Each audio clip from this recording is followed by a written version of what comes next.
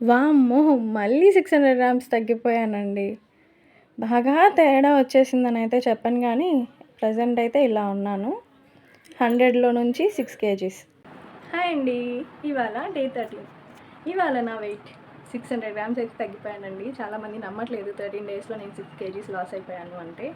And చాలామంది నమ్ముతున్నారు కానీ కొంతమంది నమ్మట్లేదు. నేను నా వీడియోకైతే పోల్ అయితే పెట్టాను కదా! దాంట్లో 350 మంది రెస్పాండ్ అయ్యారు.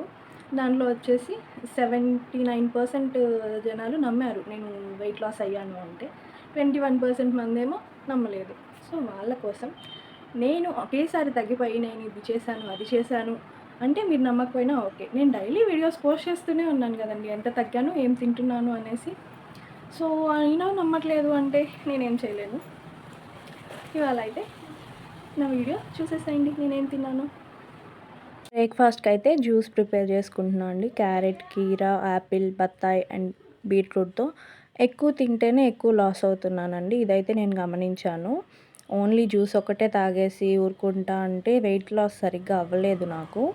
అందుకని ఎక్కువ వెజిటబుల్స్ వేసుకొని ఆమ్లెట్ అయితే ప్రిపేర్ చేసుకున్నాను. 1 గ్లాస్ జ్యూస్ అండ్ ఆమ్లెట్. రోజులాగే 3 బాదాం అయితే తీసుకుంటున్నాను. అండ్ 11కి అలాగా ఫైబర్ కోసం నేనైతే తేగలు తీసుకుంటున్నానండి. తేగలు తీసుకుంటే చాలా బాగా పొట్ట క్లీన్ అవుతుంది. ఇదైతే నా లంచ్ అండి. ఏంటి రోజు లెగ్ పీస్ తింటుంది, మాకెక్కడి నుంచి వస్తాయి డబ్బులు అనుకోకండి.